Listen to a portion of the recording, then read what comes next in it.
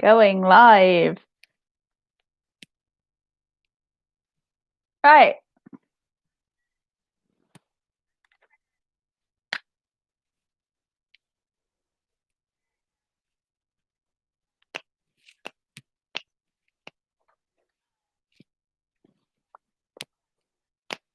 Hi.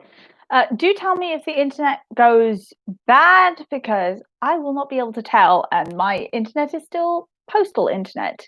I see E and Heya. Hello. Are these people of the Artemis Fowl people? What? Sorry, I'm also on a Discord chat if you lot are kind of confused because we are like 10 minutes early. Hello, Zoe. Hi.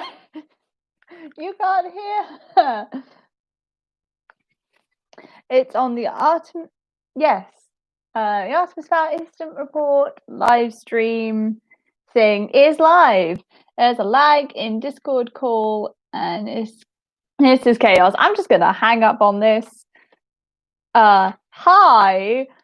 Everything is a little hectic, and I still don't know what I'm doing. But then again, when do I ever? Oh dear. Yes, hello everyone. Welcome to the stream. There's like 7 of you here, and I am like absolutely thrilled about it. Hi. I'm gonna wait for like 10 minutes because this was supposed to be a test, and the stream wasn't supposed to start for like another 10 minutes. How is everyone doing? I'm gonna have a look at chat so you can post whatever you need to there. Oh dear. I'm having such a glorious time already. Doing great. That's Hannah Fanning. Doing well. Right. Hi to all those who are just like, what is happening here? I also don't know.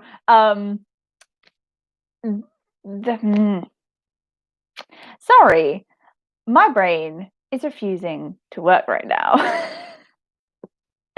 I do need to know if there's any kind of lag, because there is nothing I can do to change that.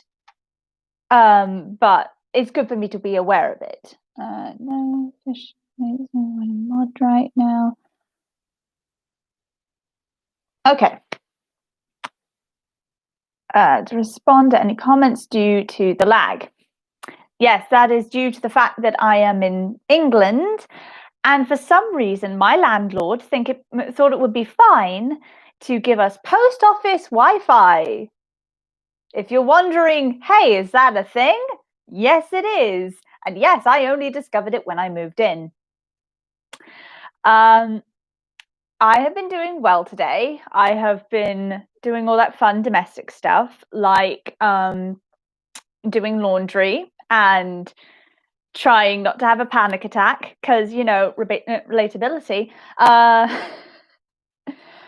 We're going to start soon-ish and have like a proper talk about a list of questions you lot have sent in regarding the podcast, regarding certain elements around the podcast, and frequently asked questions that we get. And yeah, we're just here to have a foul time. I got my Lady of the Manor mug because, you know, I'm a giant nerd and I refuse to give Disney money for any kind of merch. Sipping on that good mint tea. There's a bit of a loading lag, but it's not terrible. Right, wait, so what is this live stream about? I forgot. I can't blame you for forgetting. Essentially, we're just going to go through the elements of the podcast we've got thus far and give you guys an update on it to just make you feel included in it, because I don't see a reason not to. Frankly, this there's enough like cloak and dagger behind the scenes stuff going on with the book and the movie and its various decisions. So I thought it'd be better to have like an open means of communication with you guys. Like the fact that we apparently got a book cancelled in the Artemis Fowl world, which was I'm Smarter Than You, and That's Why, by Andrew Dawkins, which is a friend of Eoin Colfer who helped him adapt the books to the graphic novels, the first ones, those ones. And so we apparently had those, and then we lost them because they might have been based more heavily on the movie universe than they were on the books. And we all saw how those, how that movie crashed and burned into a flaming heap. This live. Oh, I just put the link. Yes, so we will be going through a list of questions that you guys all submitted through the link we put on through Tumblr and Twitter and Instagram. If you didn't know we had a Tumblr or a Twitter or an Instagram, we do have all of those. And technically, this is to celebrate. This live stream is to celebrate the fact that we got about 350 followers on her Tumblr blog, which is freaking cool. And the idea of that amount of people wanting to listen to my ramblings at any given point is terrifying to me. But yes, it is. It has been fun thus far, just getting to be part of this whole fowl community and just pick up the pieces that Disney dropped all over the floor, just everywhere.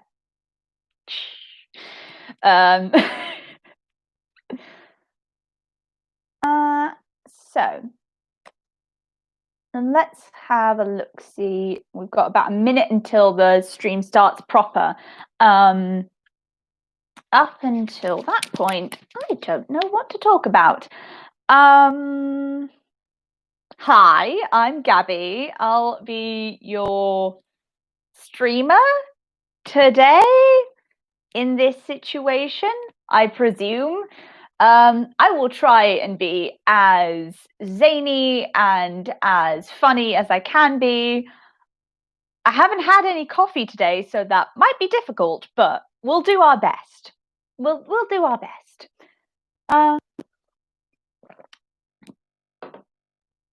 Disney dropped everything, not just pieces.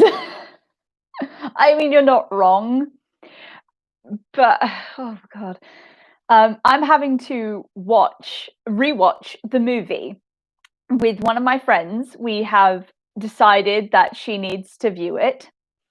But on that situation, I will be getting very drunk.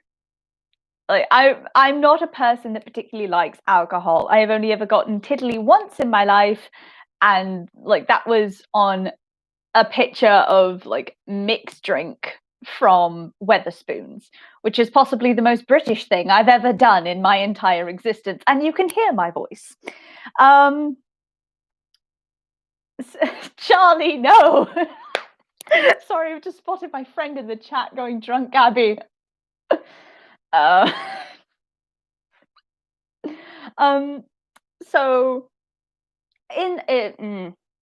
yes, in that situation, I will be getting hammered and most likely be shouting obscenities at the TV screen, going, "That's not Artemis, that's a lesbian in a flannel shirt." Would you expect anything else from a British person at this point in time? Or just anyone living in this century at all?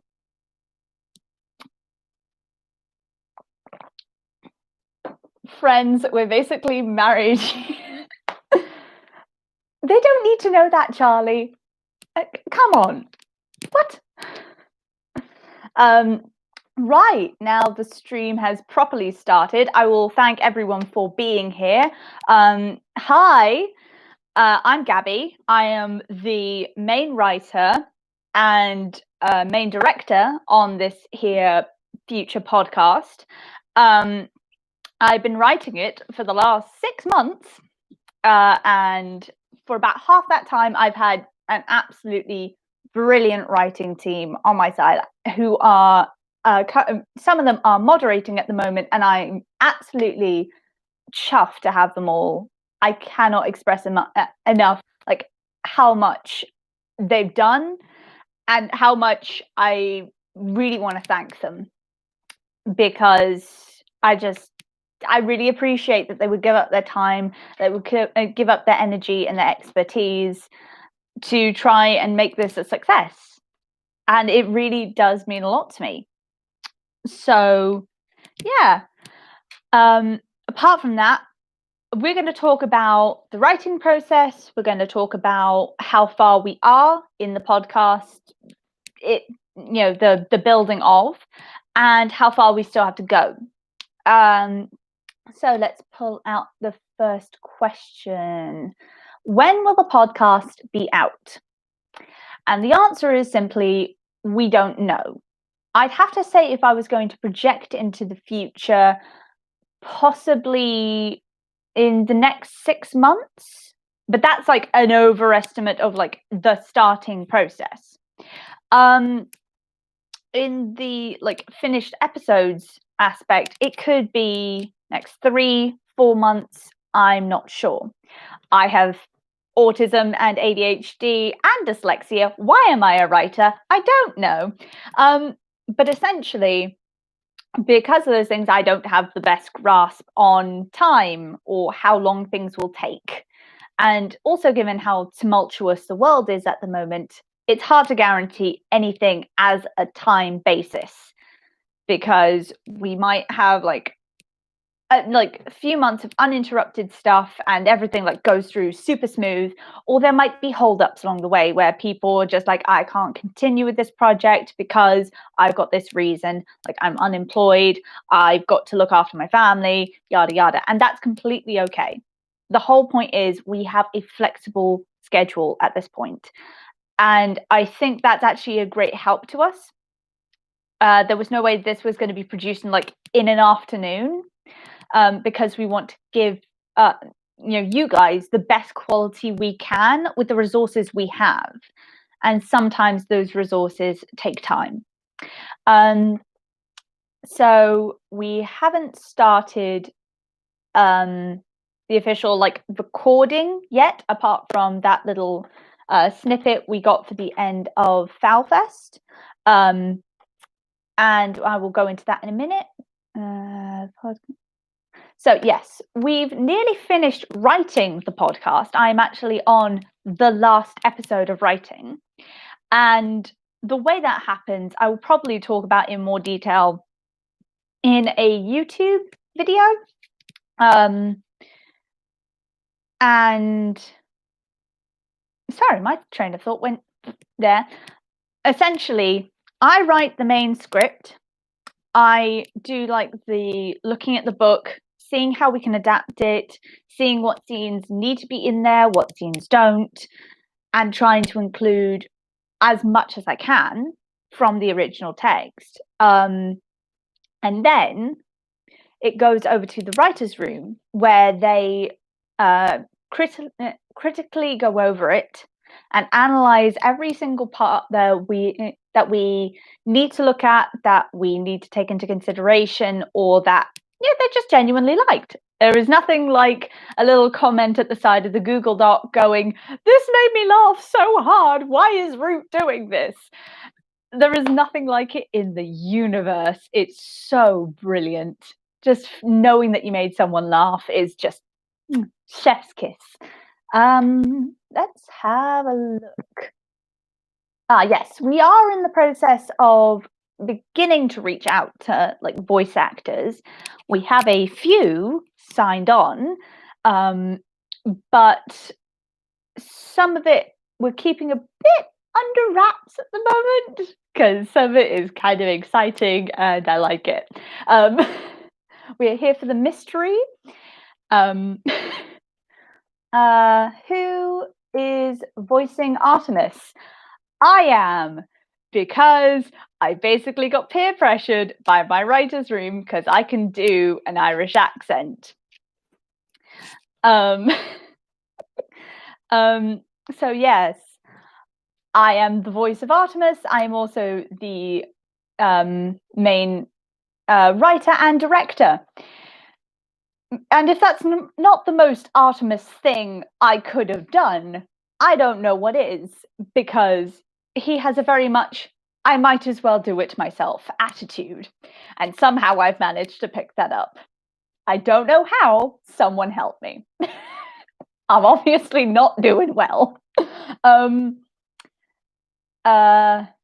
So that's fun. I will actually be taking steps to improve my voice acting over the next few weeks, and actually trying to give the best performance I can by focusing on learning a proper Irish accent. I have a pretty good one, but I want to get some of the aspects around the edges down. But that's going to be fun. And because I am doing this through my university, partly, mostly so I don't have to split my time up too much, because I am currently in university for creative writing, I will have access to our recording booths, which will be all kinds of fun, and something I need to remember to email a guy called Ivor about. I have the memory span of a goldfish. Why did anyone trust me with time management? Where will the podcast be hosted?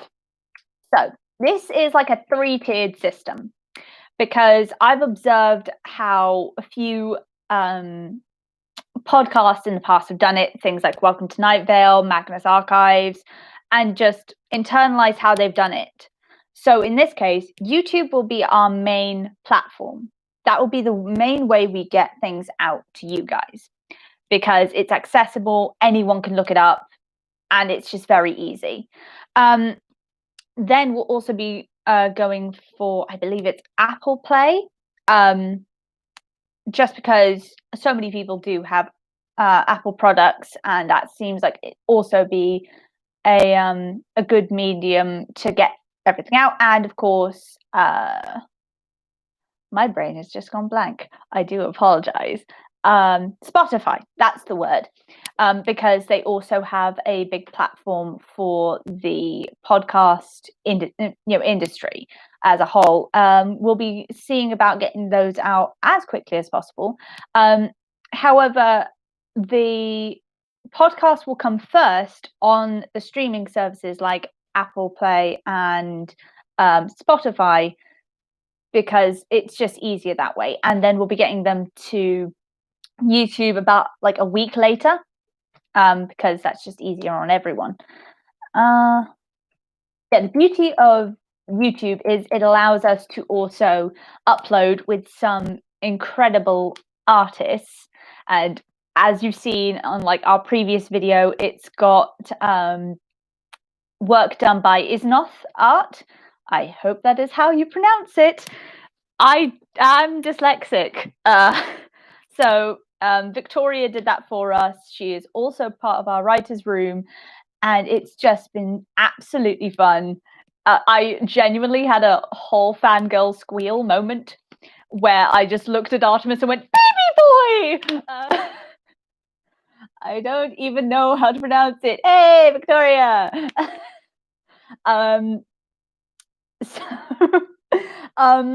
That has been absolutely brilliant, and I've been reaching out to different artists all of this week past, and they have all been absolutely lovely. They've absolutely been like quick to respond, going, "Yes, I'd love to do this," and they were absolutely receptive of me asking for the work I put forward, which we will not be revealing until later, because mystery. But that is so fun. I cannot wait to show you guys it. It blows my mind that people are so receptive of this project and want to be part of it. Who are so disgruntled with Disney, yes, but also are just so ready to be involved and want to offer what they can, whether it's writing skills, whether it's art skills, whether it's just saying hi on Tumblr. And really, it really does mean a lot, because it contextualizes why we're doing this in the first place, which is, first of all, we're annoyed at Disney. Cannot state that enough. And then also, it's just a love of these books and wanting to see that community, wanting to see something good come out of it, because we're annoyed and we might as well do it ourselves. So that is that question. How many episodes will there be, and how long will each episode be? There are 11 episodes that we have, and each one will be between 30 to 40 minutes. I did try writing them with the mindset of like, oh yeah, these are going to be 20 minutes long, but it just hasn't been feasible yet. It really depends on when we get to recording, how everything will sound. We might find that when everything is spoken and when everything has like background noises and stuff, it'll take a way less time than we thought it was going to. But right now we haven't even got a mock-up of the first episode, which will be useful to do in the next few months so we can get a proper grasp on like how long it will be. But until that point, we're saying around 30 to 40 minutes, which is a lot, but you know, it's better than the movie. You got to invest in the quality here. I'm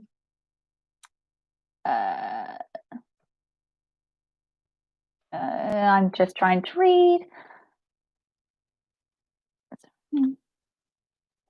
It has been interesting going back over the first book with such like a fine-tooth comb for detail, I will admit, because it points out that Eoin did not know what he was doing in the first book. Like, I love the guy dearly. Like, it's a great book to start the series off on, but dear Lord, were there so many little references that didn't go anywhere. Like the holy water. That we've been discussing that over on Tumblr today, where it's just like, could there be like salt deposits in the water that fairies were allergic to, and then like humans twisted the idea? It's like, I don't know, iron filings in the water. And then humans went, oh yeah, this obviously gets rid of evil spirits. Maybe that's the case, maybe it's not. But Eoin doesn't know. Like, there's just so many things, especially in the first book, where it's just like he had no idea where he wanted this lore to go. And then he kind of wrote himself into corners and was just like, dwarf powers! Which I can't blame him for. Like, I really can't. But at the same time, Eoin, please, for the love of God, stop using dwarf powers as a way to get out of everything. So we're on to the next series of questions, because person asked a question, XX Fanen by Anonymous XX, or Hannah, pronouns she, her, they, them. Question, what has been your favorite part of producing so far? Casting, recording, editing, etc. What has been the most challenging? All right. I believe the best part thus far has absolutely been the community. Like, absolutely has been reaching out and going, hey, I'd like to start doing this. And then to have people so vehemently go, we would also love you to do this too. Just have that response and have that engagement of people going, yes, please, has been absolutely wonderful. And honestly, whenever I start feeling, that bit of anxiety that tells me, oh, maybe I shouldn't do this, maybe I should relegate to someone else, which is kind of late now since like all this has started up. Absolutely, the one thing I go back to is, but everyone's counting on you. Like everyone has like invested time and interest into this, and honestly, it's really helped to keep me on track, which for my little ADHD brain is a miracle. And the worst part, I think it's been dealing with all the anxieties around this sort of thing, like what if it's not good enough? What if I do something to mess this up? What if people hate it? What if people are really disappointed? I mean, it's hard for them to be disappointed compared to the movie. I feel like I keep coming back to it, but have you seen it? So yeah, that's been my biggest worry. It's been my own sense of anxiety and my own imposter syndrome kicking in, going, you don't deserve to do this. This needs to be like somebody else's work. You need to back off. But again, the movie does really help to like spite me back into work. Person asks me, fangirling XX, pronouns she, her. Question: if you could change anything in any of the book series, what would it be? Ooh, that is a question. I feel like we needed more time with certain characters because they just deserved more. People like Juliet, people like Number One, like Minerva. If they banded together to be a super team like the Regrettables, I would absolutely be here for it. Like, let them go around the world for like a mission and have to save Artemis and Holly and Butler. Like, absolutely. I feel like there is some lost potential in the fact that there were so many like side characters and stuff that could have been brilliant, like if you had just gone down that avenue. But I feel like it's not that Owen wasn't capable of doing it, but I think he just didn't want to, and that is completely valid. Like, as a writer, you can only go where your inspiration takes you. And I can definitely understand, like, if he thinks, well, Minerva and Artemis are too similar, and that's his decision as a writer, and I'm not going to argue with that.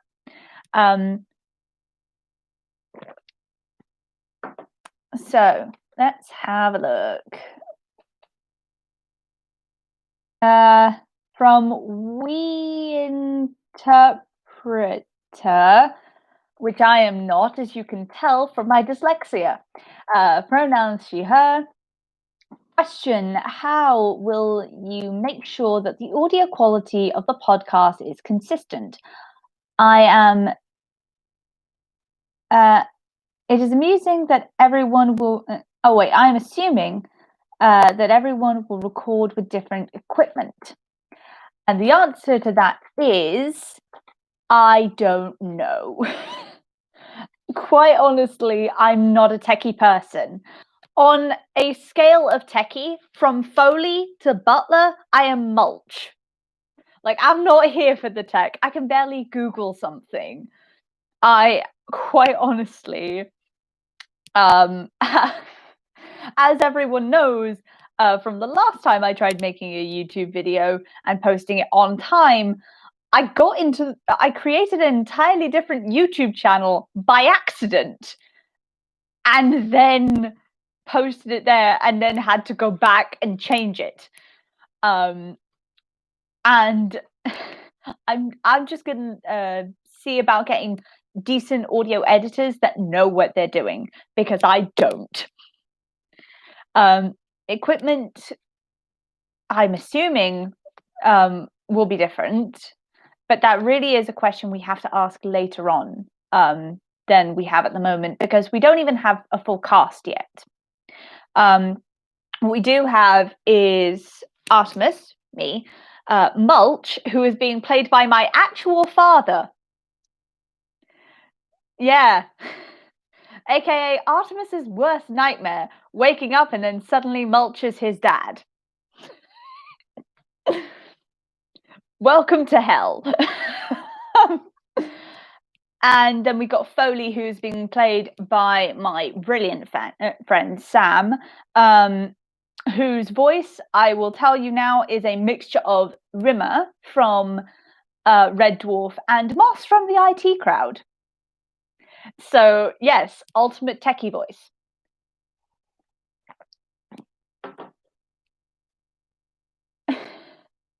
Artemis, I am your father.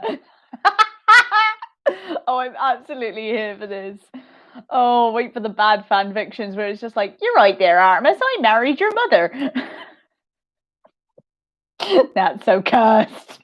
It's more cursed than the lollipop saga I've got going on Tumblr, and if you don't know what that is, oh boy, do you have some history to catch up on. That is going to be so fun, and I actually will be proceeding a little bit with the lollipop saga that we have going on. Just people going, Gabby! Yeah. Is it more cursed than Jersey Artemis? That is a joke we have from our writer's room where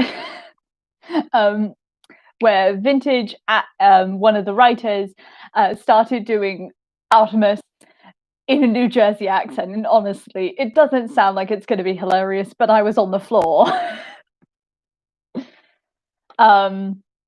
So we are moving on to the next question from Nick.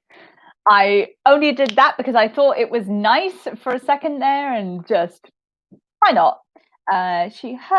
Is there a set upload schedule? No. That's just it. And then Zoe has left a comment on the sheet with the questions going, so hyped for this, Disney could never. Disney. I mean, yeah. At least we're being honest about the fact that we have no schedule, and Disney was just like, no, there was like rescheduling stuff that was a merger with Fox. How dare you say that we don't know what we're doing? What? So that is there.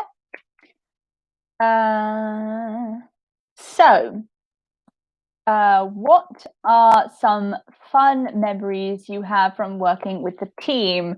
I mean, New Jersey Artemis is always a fun time to have. Or possibly the fact that I realized all the fairies are tiny.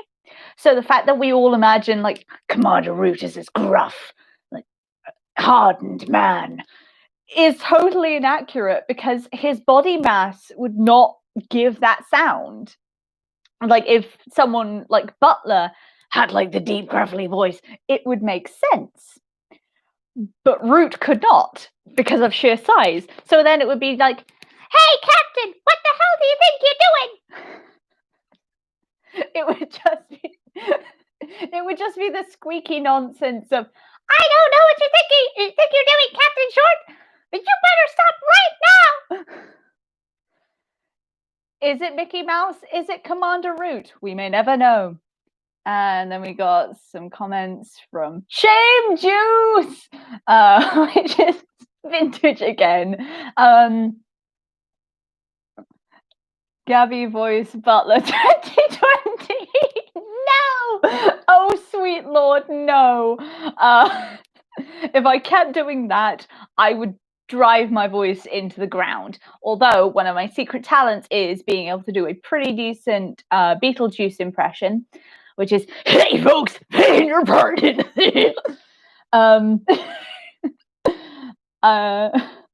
Oh, Gabby, remember I'm projecting. Who doesn't project onto Artemis by this point? We were all like that kind of depressed teenager that was just like, why am I like this? Looking back on your 12-year-old self going, oh Lord, I was the worst. I think everyone's had that moment where they look back at their own like history and they like have a 12-year-old come into their life for whatever reason. For me, it was like my little cousins that are just kind of, they're lovely, but they're growing obnoxious and I'm just not here for it.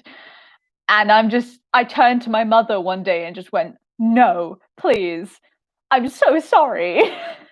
How did you put up with this? And my mother just went, it's fine. She did the Kermit sip and everything. And I'm just like, how dare you be this sassy? This is where I get it from. My parents might actually be watching the stream at this point, but I don't know, and I'm currently scared. 2, what is your writing process? Throw things at a page until it sticks. A lot of it is, and I'm probably going to do another YouTube video on this to go more in depth, but it's very much down to me looking at the books and evaluating what needs to be there and how you change things for an audio-based medium. Because there are things, we're lucky in the fact that Eoin does dialogue a lot. Most of the book is dialogue. But then again, you have to transfer Artemis's thoughts and Artemis's process into a spoken conversation. And as we all know, he doesn't like speaking about his emotions or his thoughts. Come on. He likes to be all like mysterious. Like, I had it planned from the beginning. How dare you believe I was flying by the seat of my trousers? Which I actually think would be more accurate thought process. Hello to Gabby's parents. Oh dear. Yeah, so edgy. Like, Artemis full on has that moment of going, ooh, like, how dare you? I have a suit. Look at my emotional trauma. Which again, we love projecting in this household. So when it comes to writing process, I think it's very much down to me more or less reading through the passage and transferring stuff over from the book into a script, and then just going back and going, okay, what else needs to be said here? Like, what is the audience not going to get from a purely audio medium? What do we need to verbalize? What do we need to possibly put in there for something new? Like, I have added so many jokes to this version of the story, and oh my god, I can't wait for you guys to see it, because I've been laughing my ass off the entire time. I have honestly been on the floor in tears laughing at my own jokes. And again, if that's not the most Artemis mood that I could possibly have, I don't know what is. And yes, there are a few bad puns here or there. What do you expect? I'm tired most of the time. What is the most interesting thing you found in the books when reading the series in order to write the podcast? Okay, here we get to the interesting bit. There is a bit where Artemis accidentally opens the door for the fairies that no one realized was there. There is part of his interactions with Root. I will pull up the episode so I can get this right. Going through my files. This is the Going Through My Files song. Ooh. I'm hoping this is and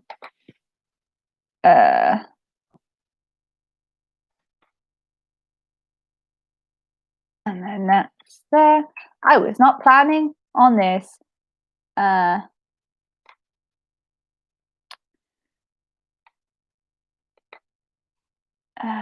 I'm special, yada yada. But do remember this.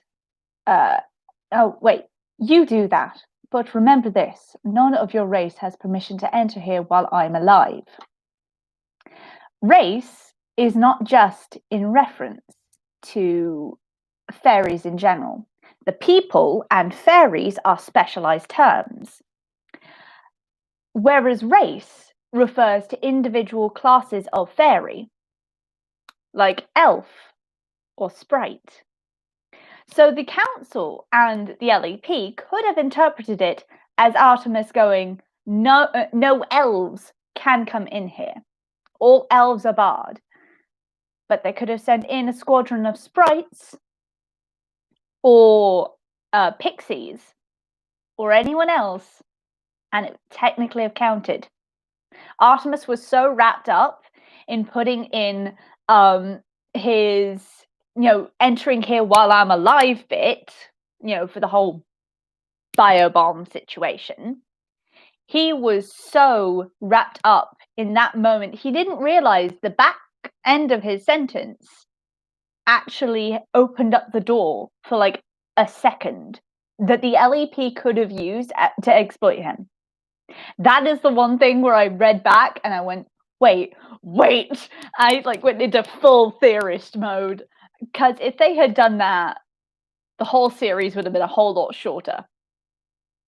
So here we are, and I am screaming. Let's have a look. So we got question 4. What are some things fans of your blog should keep an eye out for? Are there any fun events being planned by the Artemis Fowl Incident Report crew? Well, we've had Fowl Fest, and we do plan on making that a regular thing, because I just feel like it's been so fun seeing everyone's reactions.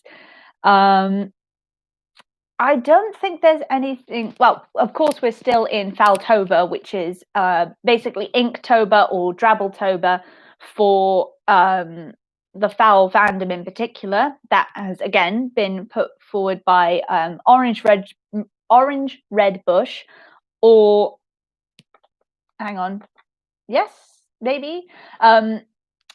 Otherwise known as Zoe, who is again part of our podcast team, and honestly, absolute MVP. Like, Zoe is absolutely the person to keep me on track through most of this, and has been the person to approach me going, hey, what if we did this, or maybe we should schedule this for this, and has absolutely been the person to be there and keep me on track, because heaven knows I am not going to do so myself. Right. Then are there any scenes people will love in the podcast without spoiling them? There are plenty of new scenes we have added, because either we needed to change things up just a little bit. There are things that we like to reveal from later on in the series of books, because that's the joy of forethought and foreknowledge. You get to do all the Easter eggs and cameos you want, which maybe Owen should have thought about at any point, but it's roast Owen o'clock. No, I am not. Gabby is not galaxy brain in writing. No. I'm just a nerd with 3 brain cells, all of which are obsessed with Artemis Fowl, and all of which are screaming at any given point. There's never silence in here. I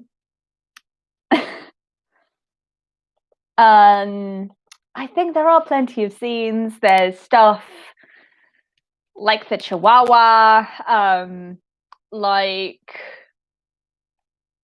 just Holly being extra. We love Holly being extra. And there are certain side contents we're going to put out later on, after the main series of episodes is done.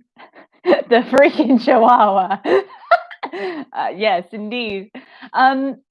But there are certain side things, and we're probably going to do another talk on that at some point, because we are planning on having a Patreon, so that when we do come across these issues, I don't have the right equipment, or possibly us having to hire an editor of some kind, because I certainly don't know anything about audio editing, and we want to do the best we can. At the very least, those things will be available at some point, and some of them are so cute, and another one that my dad thought up is so heartbreaking, because these would be mini segments or mini episodes. And oh my god, the one that my dad inspired, I nearly cried writing it down, and I haven't even written it as a script yet. I will say this, it involves Artemis and Angeline talking during her mental health issues. That's all I'm going to say, because otherwise I will start crying. Oh no, indeed. Many thoughts. Oh no.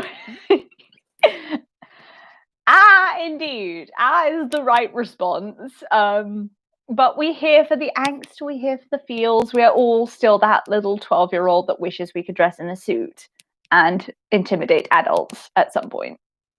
Oh yeah, that reminds me. Another weird part of the whole writing process has been, working with the team, but we have 2 people that are older than me. I am in my 20s, and we have 2 people older than me who, honestly, it feels so weird them addressing me in any kind of authoritative state, because I still feel like a child in the world of grown-ups, and I've grown such an appreciation for Artemis and how weird that has got to feel. It's not just, of course you'd look at me as an authority figure. There is that genuine moment of, wait, you're expecting me to have a plan? Wait, you thought I was the person to do this? You thought me, all 5'3" of me? When? Why? How? That's unrealistic. Settle for passive aggressive body language like the rest of us. I can't do passive aggressive body language. I can barely do aggressive. Again, 5'3", and I have been told multiple times I look like a 14-year-old. That was last November. I still look like a 14-year-old. Help. So what does the Artemis Fowl series mean to you? Oh, we're going for the strong, intense emotion today. Okay. When I was younger, I was so dyslexic I couldn't read at all. I looked at pages of writing and all I saw was squiggles. It felt like Egyptian, for want of a better term. It felt like this was a long dead language and I had no part in it. And even though I was very intelligent as a child, I'm a dumbass now, but I was very intelligent as a child. And even though I was that intelligent, I was called stupid. I have a whole history of bullying, and I can tell you, trauma is not fun. We'll just touch on that and go on. But I couldn't read until I was 12, and only because of these books. So the situation was, I was traveling from my primary school, which is between the ages of about 4 to 9 or 10, and to my secondary school, which was about 10 to 16 in age. And I was not looking forward to it, because of the pure factor that I already felt stupid, I already felt overwhelmed, I already felt like my life was a mess and that I was not happy with it in my primary school. It was really bad. It was genuinely so bad. I would be bullied every day consistently, and there was no escape. And so, I wasn't particularly enthused about going to a new school where I didn't know how the rules worked. And so we go on this little taster session where they show us the cafeteria and they show us the classes and all that. And then we get to the library. Now, my dyslexic coping mechanism when going to libraries was going straight for the picture book section, because then I would make up my own stories as I read along, instead of, just reading like any other person. And one of those books was the Artemis Fowl graphic novel, which I now look back on with a bit of a love-hate relationship because of this, and the fact that I've discovered later on they're just not very good. Sorry to anyone who does enjoy those. I can totally understand why you would, but they're just not my cup of tea. So I basically remembered the name Artemis Fowl, which, is said multiple times in like the covers for the series. So, Artemis and Eoin would be probably happy with that. I literally did what the tagline suggested. I remembered the name Artemis Fowl. I think it was the font that caught my attention first, because, the fact that, this A curved up and down like the stained glass window, it was all very mysterious. I liked it. But also the fact that Artemis's name was phonetic, and being dyslexic, it was very easy to read. I didn't have any context on Greek mythology at the time. So I thought, oh, Artemis, that sounds like a good name. Like, it felt good to say, because I'm a very auditory person. So physically saying like the name Artemis Fowl, it felt like the name of an adventurer. It felt like the name of a person who deserved to have a story written about them. Just saying it, like having no context of what the story was actually about, because I couldn't read it. A few months later, my parents finally decide, hey, probably audiobooks are the way to go, so she can at least keep up with her schoolwork when she's asked to do things in English class, for example. So they got me down to the library, and one of the first books I see on the little carousel of CDs, I know CDs, we can now all go back and do the Holly line of how quaint, we have these in museums. But it's very much a moment of, that was when things changed. That is one of the few moments I can look in my life and go, that was something that changed everything. I didn't know at the time, but it was the Lost Colony, which made it the 5th book in the series. So I did listen to them a little out of order, but it was definitely the book I needed to hear.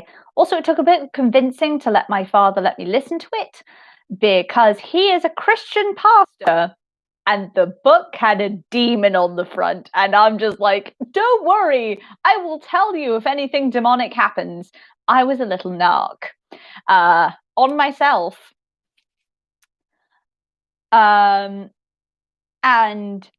I went back and I listened to it, and it was absolutely the book I needed to listen to at that point in time.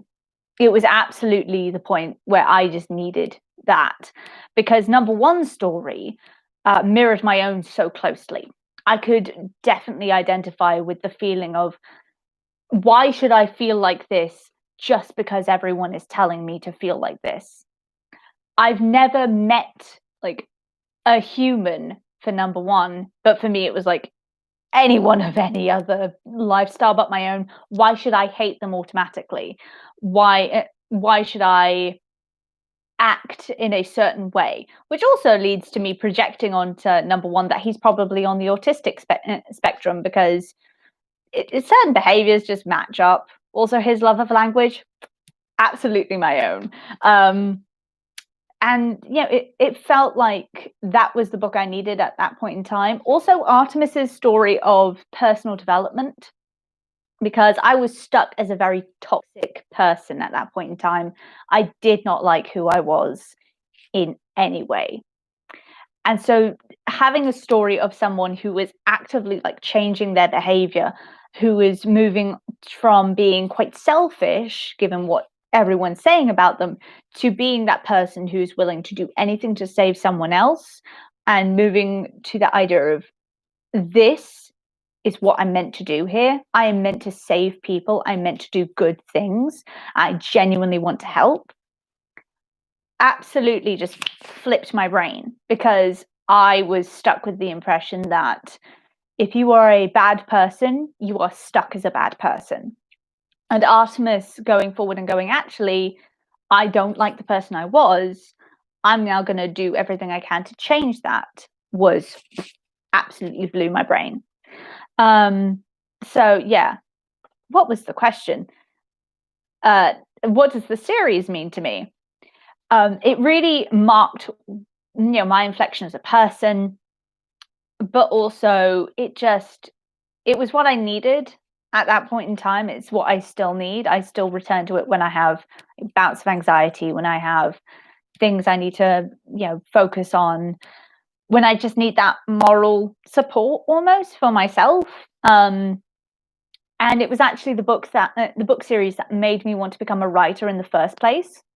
I decided at 12 years old, once I started reading, that I wanted to be a writer, not only because I'd fought so hard for this one gift that everyone else took for granted, and I've been accused of being stupid over for the longest time. Haha, shows you. I'm going to use it as my career, which means I'm now in university because of the Artemis Fowl books, specifically for creative writing. But also because I wanted to give that feeling back to people, that feeling of safety, that feeling of finding someone else's voice that they can connect to and hear their own thoughts. They can see themselves reflected somewhere else, which is also why I've got a dedication to diversity in my writing, because I feel like that's something I'm called to do.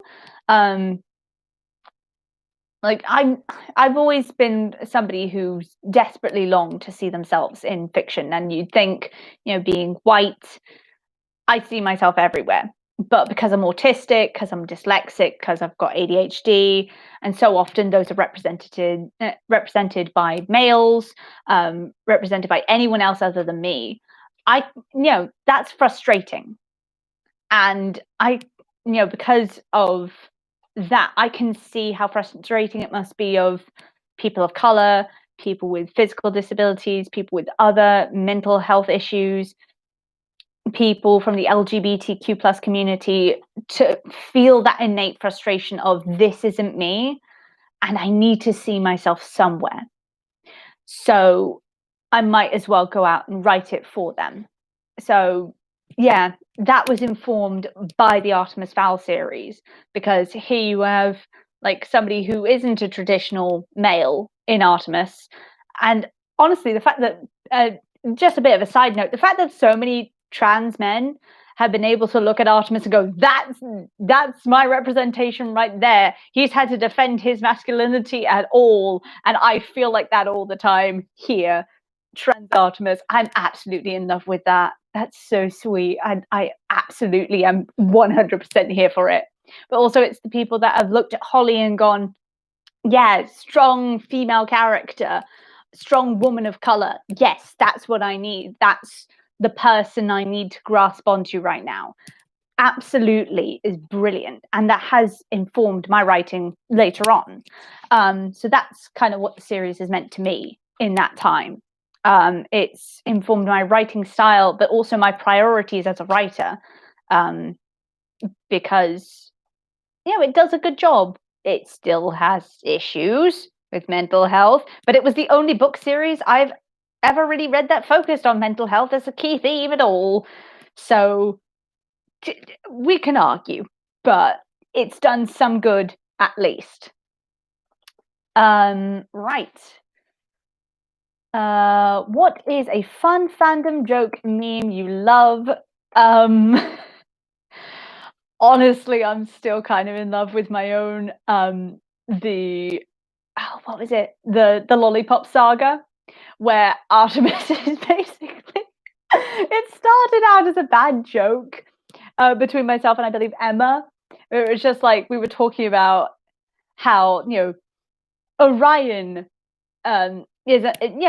Orion with Holly is a nice ship, but have you ever considered Orion with Bivouac? And then I countered with, but Artemis and Lollipop, and then I started like shipping random people in the series with inanimate objects they were in any way tied to, like Butler and his 6-hour, Trouble and his scooter, Foley and his van, number one, and the thesaurus. And Lollipop Chan was the thing that came out of that, and I started doing like panels from the movie, but edited with a lollipop tsundere like pursuing Artemis. It is so bad, it's good, and it is absolutely cursed. And yes, I do want to make more of it. I just need more screenshots from the movie. If anyone wants to send those my way, you will be very much thanked for it. So yeah, that's gonna be fun. That's definitely one of my favorite memes. There's also someone on the Tumblr thing that does a lot of memes. Yes, it's 5 a.m. 5 a.m. and something. I know they've got a picture of Tiki from Miraculous Ladybug on their profile. It's 5 a.m. and I'm bored at Tumblr, who's currently going through the series as a whole and just making memes up as they go along. I do apologize, I've got a hair right there. And honestly, it's so funny just seeing these reactions. Yeah, that's kind of where that's at. I'm here for all the memes and or jokes you can send my way, because I love to laugh. I'm a giggly kind of person, and I just want to laugh. If you were making the Artemis Fowl movie, what would be some things you'd want in the visual adaptation? Just the visual side of things? I wasn't too annoyed at the visuals. I thought they were a bit weird and trippy in places, but that's more due to the direction the story took as a whole. As a writer, I am incensed by so many decisions that were made on this project. As a writer, I am angry. They had 4 writers on this project, and I can tell you it is a travesty when they have to invite 4 writers. Because I actually took a seminar last year for about 6 months on screenwriting, and it is a ruthless industry.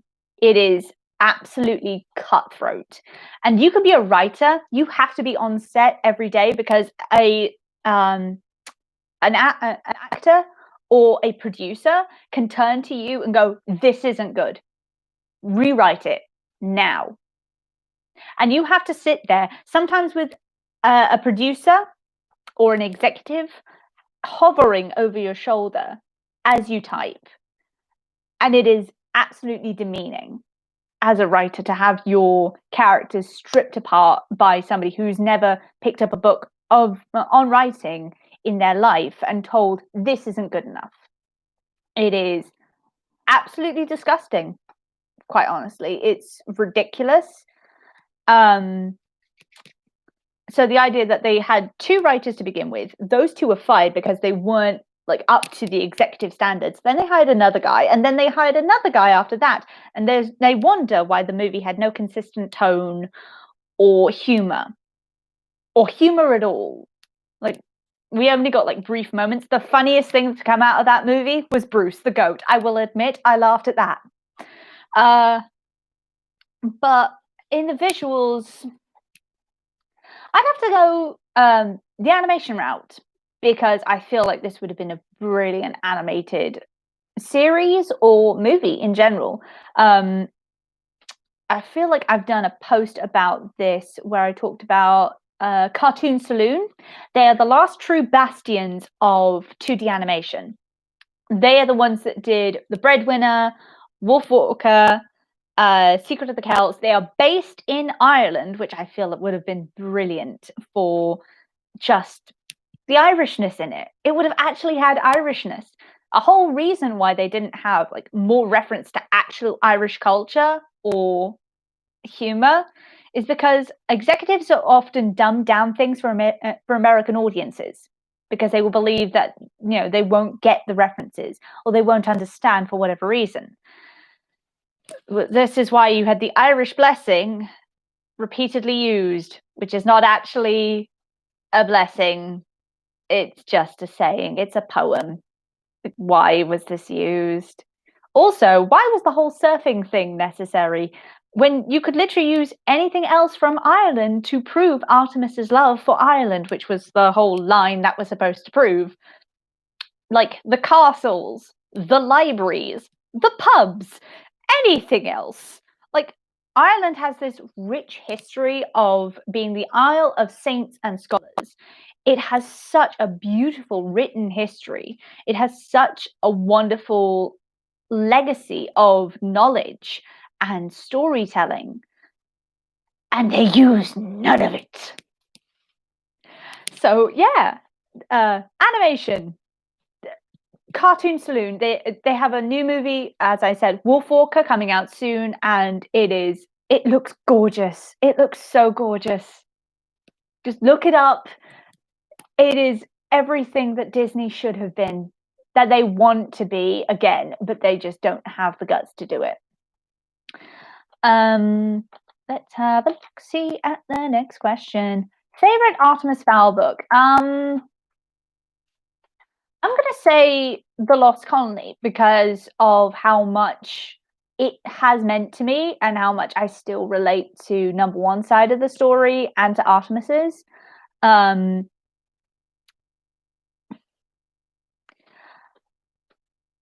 Yeah, I'd say that one. The Arctic Incident is also a really good book in my opinion because that's when Eoin really started figuring out what he wanted to do with this world. It wasn't just a one-hit wonder of, and now I guess he's going to have holy water on his side because the big JC. Instead, it's that aspect of, here is some canon lore, here's an interesting villain, here's like really interesting political stuff going on. And half of it isn't resolved, and you can still see it going on in the background throughout the entire series. But yeah, I'd have to say I'm torn between the Arctic Incident or the Lost Colony on this. And I know for a fact the Eternity Code is like a big fan favorite where everyone's just like, yes, that was Artemis at his best. And I can't get on with that one. I'm so sorry.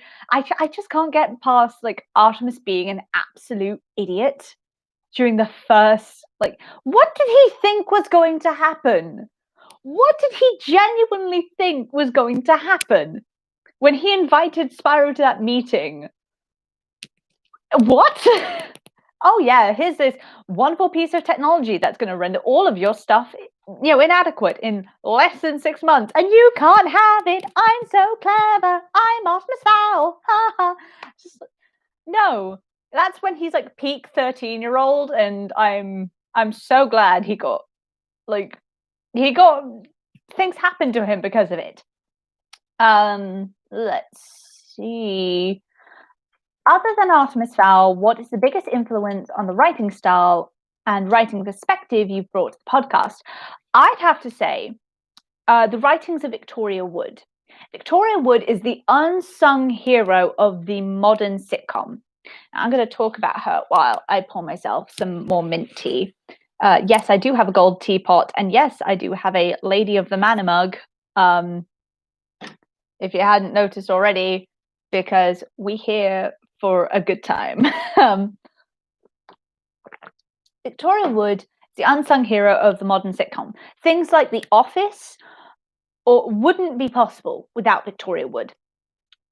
Essentially, she was a British comedian and playwright during the early 2000s and died in 2016. She wrote this series of episodes, and she was very well known for her skit comedy and her stand-up. Brilliant comedian. Absolutely love her. And she essentially wrote this series and went to the BBC and went, okay, I want to do this. It's called Dinner Ladies, and it's going to be about normal people working in a factory. And BBC were like, no, you need to write it about like important people, like the Prime Minister or something. But she stood firm and went, listen, I know this is going to be good. Essentially, the whole series revolves around this one canteen room, kitchen, and the dining hall of a factory. And it's just about normal people. And the whole point is the humor comes from listening to their conversations. Like there's Dolly and her friend that come in every day, and they just natter on about the weirdest stuff they read in the Daily Mail. I definitely encourage anyone to go and check out Victoria Wood's stuff because she's so funny. Absolutely split in sides funny. So, and then we got 11. How have you learned the skills necessary to promote the podcast? My father is was a salesman. He's now a pastor. It's very interesting because the more I read about like the Fowl family in the Fowl twins, the more I'm like, oh, the Fowl family is a lot like my parents. Okay. Because my father also has a disability like Fowl Senior. He's also very much into Batman. He has done criminal things in the past, but the worst thing he did was hustling pool. He also has had like great emotional changes in his life. And yeah, he's also a great big nerd. I love him to bits. And then there's Angeline Fowler, but it's like she's lovely. Like she's very much like my mother, and the fact that she likes soul music in like Ain't No Mountain High Enough absolutely is my mother. Absolutely. Who might be voicing Angeline as it is. So do with that what you will.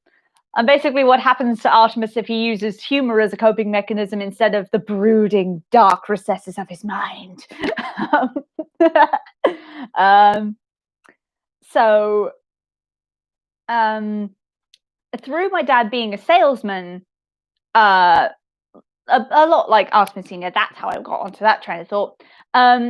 You just absorb all this like unspoken information on like how to help manage people, like keeping up with them, talking about what needs they have, how best to utilize their skills instead of just reflecting on your own.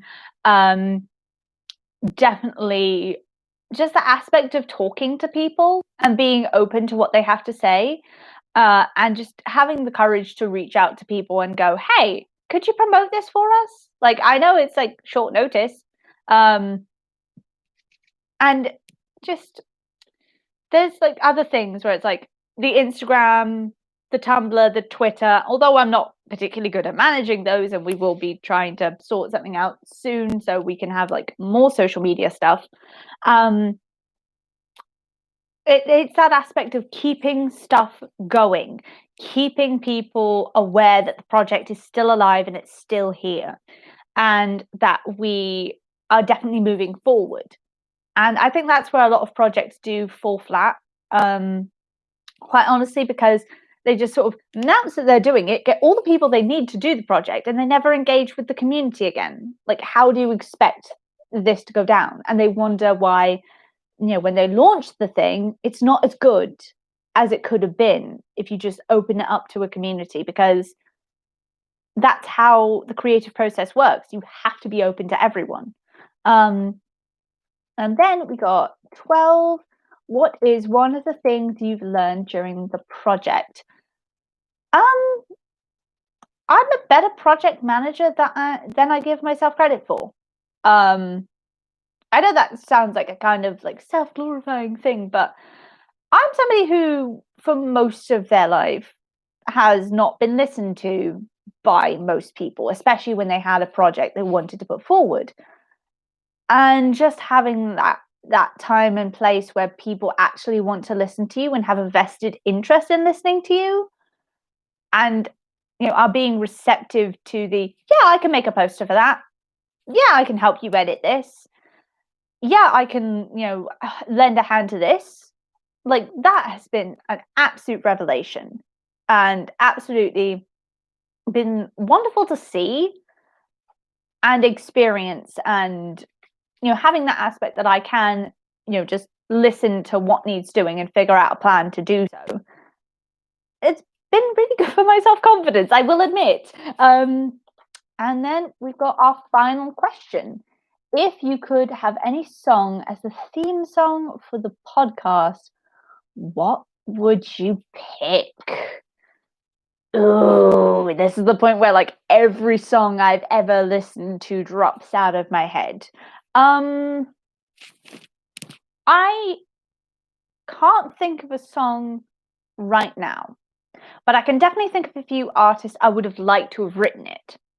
And I'm going to be talking about kind of bigger artists here, even though I know like none of them would touch this with like a 10-foot pole. But certainly if like we had a bigger budget and like this was a bigger project, or if I was like redoing the movie with all of Disney's expenses to cover me, I would definitely have chosen like an Irish singer-songwriter to pull it forward. Someone like Hosier, because we love that tall fey man, or Dermot Kennedy. Dermot Kennedy, brilliant singer-songwriter. Every time I listen to his music, I'm right there. I'm in Ireland. Definitely a poet. And he's just got such a beautiful way of singing. Because he was a busker on the streets of Dublin for like 5 to 10 years, and it's just like, I mean, you got to prove your credentials as an Irishman somehow, and that's how he did it. So, the woman who voiced Blue Diamond, maybe. Oh yes, very good. I don't think the softness would work. Like, you're talking about something like what the Artemis Fowl movie was supposed to be, which is basically espionage, Die Hard with fairies, that sort of thing. But I certainly feel like having that Irish influence would have been amazing. Having an actual Irish person write the music, sing the words would have been great. Instead, I think we got, oh God, I can't even remember the name of the band that did the song. And honestly, the music is so boring in the movie. It's so dull. I cannot remember the song. And I have a memory that can remember hundreds of lyrics at a time. I can remember like 90% of the words to Baby Baby by Justin Bieber. And no, I'm not singing it because I want that thing out of my head. I don't want to deal with it. But yeah, it feels like it was just kind of slapped together as a song. It was just kind of there in their repertoire and wasn't tailored to fit Artemis, which honestly the entire movie wasn't tailored to fit Artemis. So, props for consistency, I guess. Yeah. So that's where I'd take the music. I would rather have someone who was actually Irish, putting that forward and giving us an actual taste of Ireland, because so few movies are actually about Ireland or focus on Ireland in any way, shape, or form. I feel like, again, I have a vested interest in this because I have an Irish granddad. And, Irish influence has been a big part of my life. I've been listening to Irish music from a very young age. It was the first kind of music that I grasped onto and was just like, wow, this is amazing. And it wasn't influenced by my parents. Like Ireland was the first place I realized was in England, and I was fascinated by it. Like I just wanted to understand more about this place where fairies lived and leprechauns could sort of dance through the glen. That would have been brilliant. ABBA and Artemis. Ooh. You could have had like Butler facing the troll to Mamma Mia, Here I Go Again. Like for some reason a radio is on in the manor and like you could just hear it like as he's punching the thing, Mamma Mia, and like Huck's troll over his shoulder, Here I Go Again. Justin Bieber, and my brain said no. I mean, I am here to be the Lord of Cringe. I have not slept very well. My anxiety has been high for like 2 days now, worrying just about this. I will admit. A lot of the fact that I don't look so tired is due to good makeup. Juliet is the dancing queen. Yes, we stan a queen. My gunshot. Oh, I do like that. If like anybody who has any animatic skills could just like do a rough draft of that, I would be so freaking happy. Just that would be brilliant. I cannot believe you just dabbed on camera. I'll do it again. I may even do the whip. The whoa. Oh, I just mixed up two things together. The internet's going to tear me apart now. You have done such a great job on streaming. Oh. So I'm now going to open this up to anyone in the chat that has any lingering questions they want to ask me. And this can be anything. This can be personal. This can be podcast related or book related. You know, of course, there is a certain line. Draw it, move on. So yeah, I'm going to give you all a second to pull that out. Give me a mulch after midnight. You accuse me of being cringy and then you pull out that. How is this? How is this okay? How? The hypocrisy. It's everywhere. So, anybody got any questions? ABBA is not cringe. No, but mulch is. Let's be honest. It's like Dwarfess Machina over here. Like, could he get any more upgrades? Whereas Holly is still, like, struggling. Dealing. Right. Any other questions? I would really like some questions. Favorite scene from book 1? Huh. Favorite scene from book 1? I feel like the part where Artemis blows up the ship is very underappreciated. I feel like that's a point where Artemis is absolutely proving that he is willing to take anything.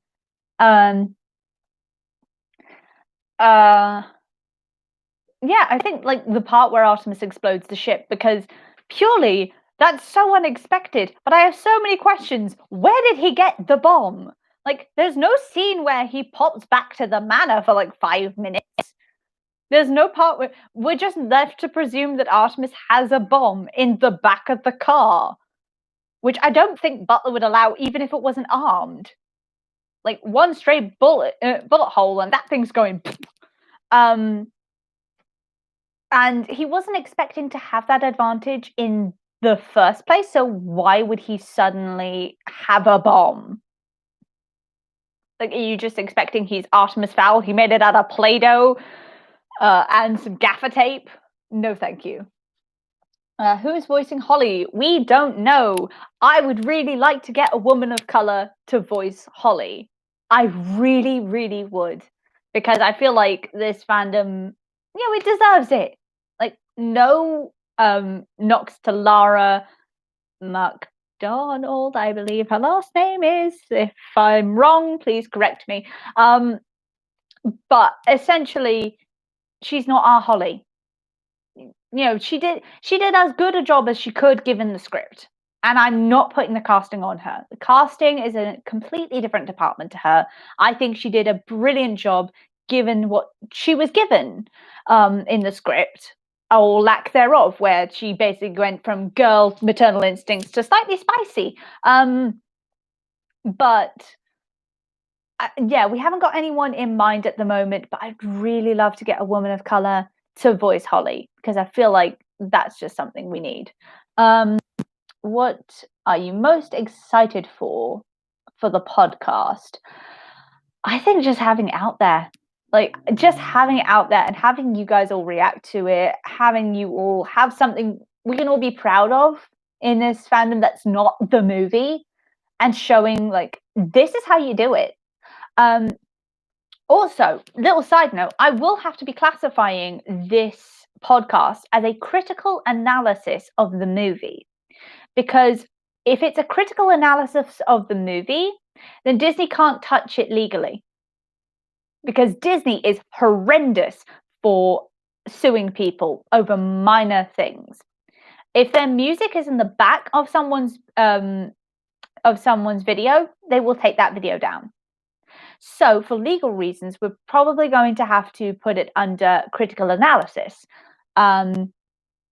because it's the safest bet. You can say that we're under like fair usage because we're changing it from the movie, but you also have to take the fact that we're taking a lot of the book into account.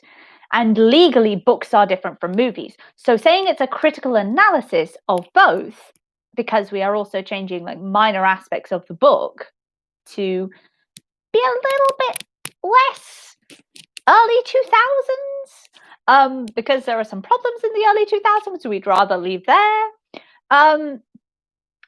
So yes, having to classify it as a critical analysis is the legal side of that, which I found interesting. I don't know if anyone else would.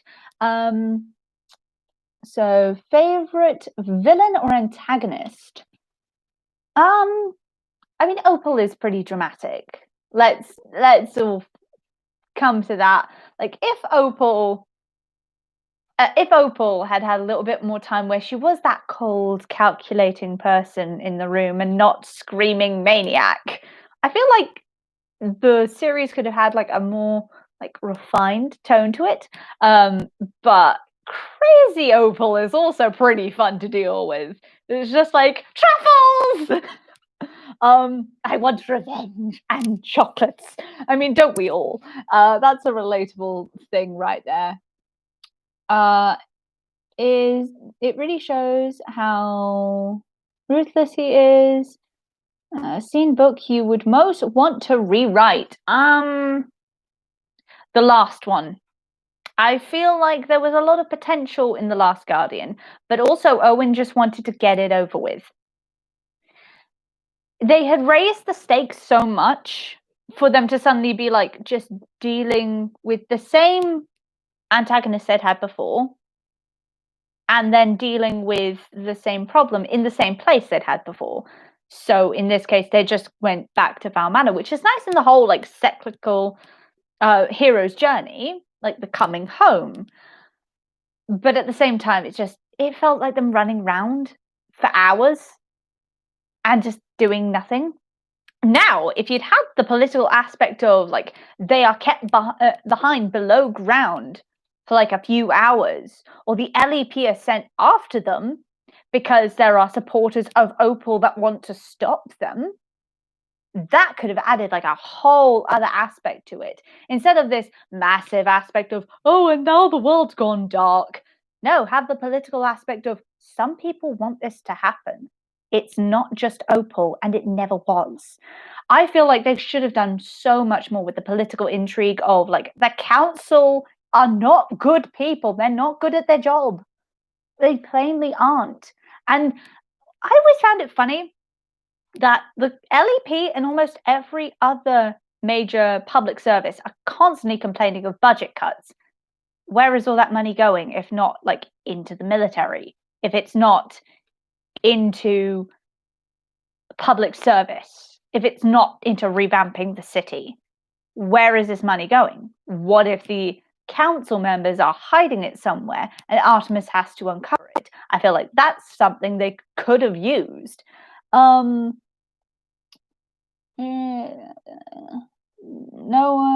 it's Butler's bomb. I mean, fair enough. I wouldn't be surprised. Yes, casting a woman of color. Figured out casting call business. Yeah, we're figuring out the casting call stuff at the moment. We'll keep you guys alerted that, because I feel like it's just easier that way. Suck it, Disney. Agreed.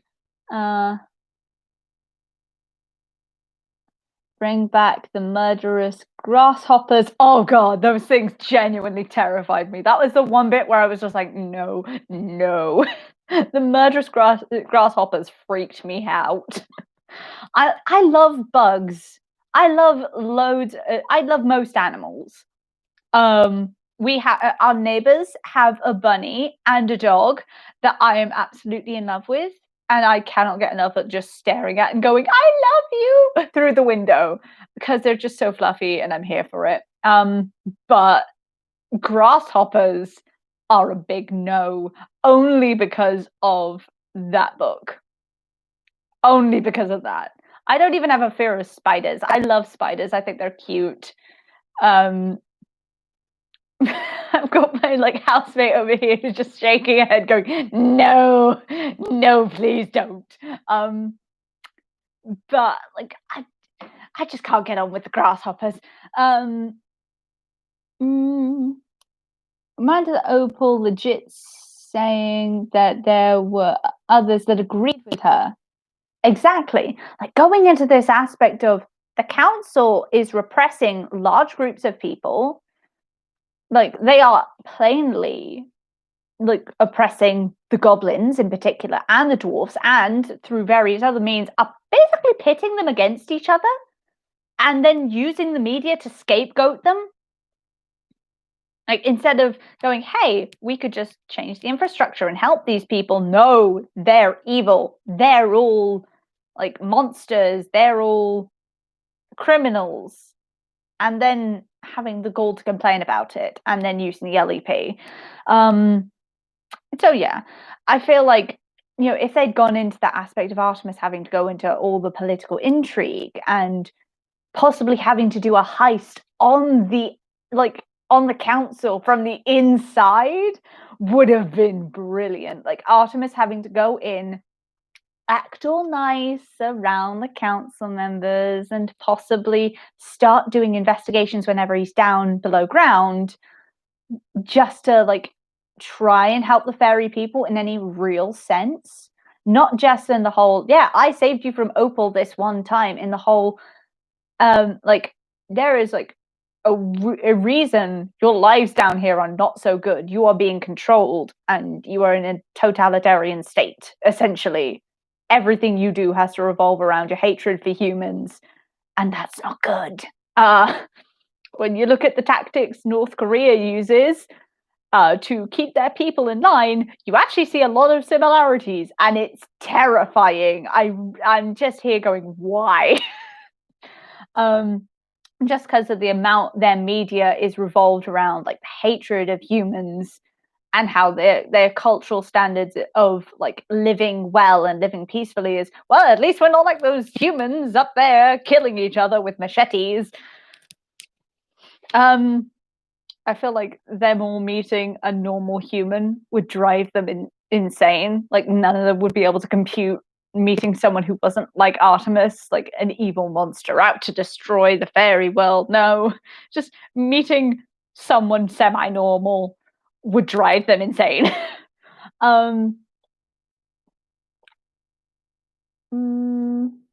Bring back murderous grasshoppers.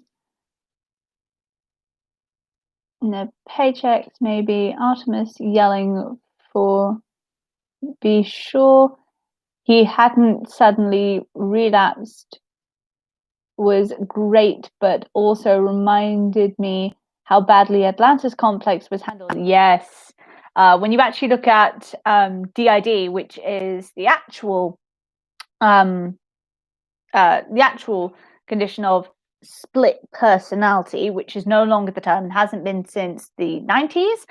DID is dissociative identity disorder, and that's what we would understand as having that split personality, or another personality. They're often referred to as alters. And once you start looking at the community in any real sense, you actually get the fact that the Atlantis complex is nothing like what actual DID is actually about. Like, actual DID only manifests itself after repeated childhood trauma in early stages of life, between the ages of 7 and 9, and then continues and does not have a cure, and neither should it have to.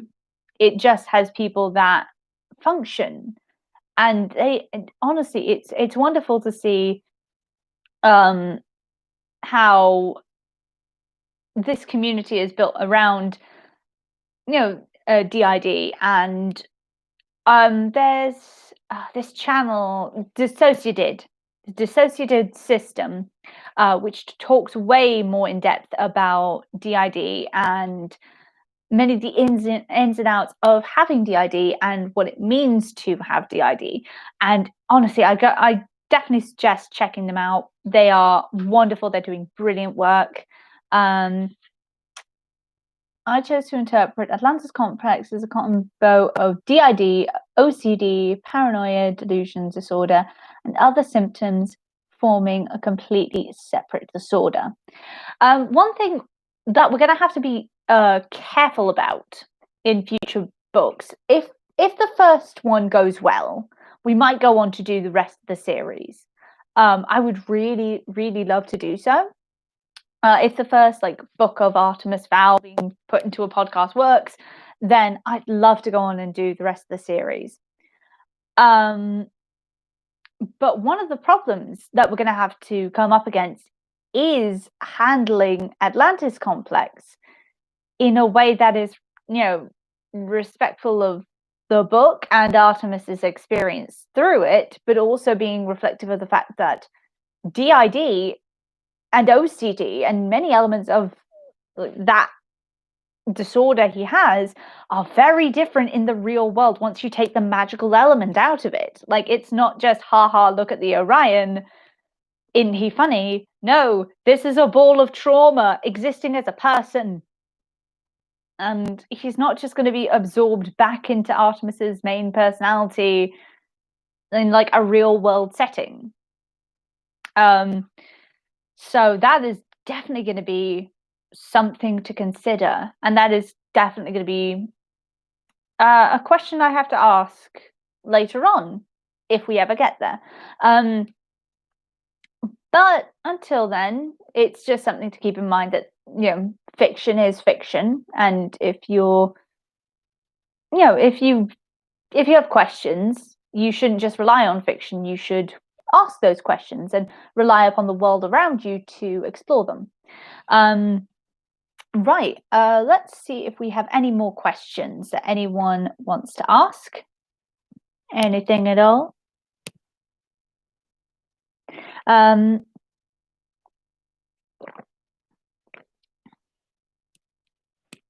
I don't know what to talk about now. Someone please give me a question, anything. It has been interesting dealing with university work at the same time as juggling this podcast. It has been fun. Also, I'm very blonde. So the seasonal affective disorder, and otherwise known as the big sad, has been hitting me pretty hard, and getting the motivation to do these things has been difficult. I just want to sleep. We've been going for an hour and a half, by the way. Oh, I did not realize. Oh, yeah, there's a counter in the corner. Oh, Lord. You can tell I was not prepared for any of this. I never am. I'm a kind of a by the seat of the pants kind of person. I'm not somebody who sets out like a detailed plan and can follow it all the way through. If I am anyone in the series, I'm definitely Beckett. I'm an ADHD blonde nightmare, and I'm not here for the detailed plan. Just give me something to punch. Foul Uni, represent. Yes, we'll go with that. Yeah, that's the dance move for TikTok.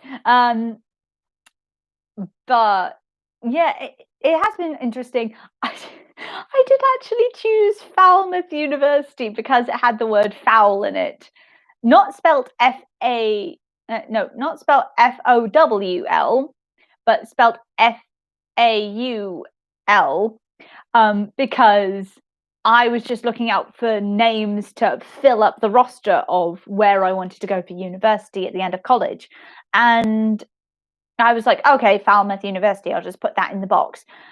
And then all the other universities I looked at were really bad. Like they were too heavily on the academic side. They weren't about actually writing. They were about getting you a nice piece of paper to put on the wall and to say that you'd gone to this university. They weren't really about actively writing in any real way. Whereas Falmouth University has a really, really good program of like, they're designed to get you in the working place. They're not designed to get you a nice fluffy piece of paper to stick on the wall and just say, yes, I went to this university. I know how to write a poem about a tree. Instead, it's more, I know how to write for these separate markets. Please, someone give me a job. So that has been great. I've loved my time here, as shortened as it has been through current events. But yeah, if anyone is looking for a writing school in England, I definitely suggest Falmouth. Like, it's not as loud and frustrating as other big universities. It's an art uni. It's all about getting people in the workplace, and honestly, it's by the Cornwall coast. It's lovely. It's lovely and relaxing here. There's no big cities or cars or buses. The only thing you will have to put up with is rain, a lot of rain. So much that my Irish screenwriting teacher said it was worse than Ireland, and that's saying something. I have a question.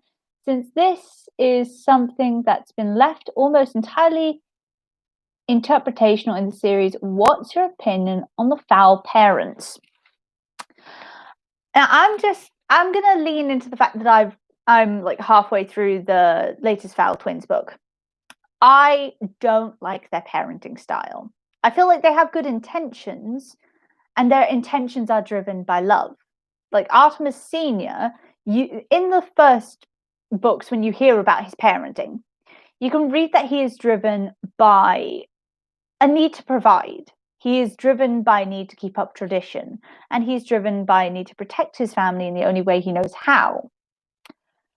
Angeline, I feel by the end, was a little bit manipulative towards Artemis, because you can almost see it again as her wanting her son to be normal.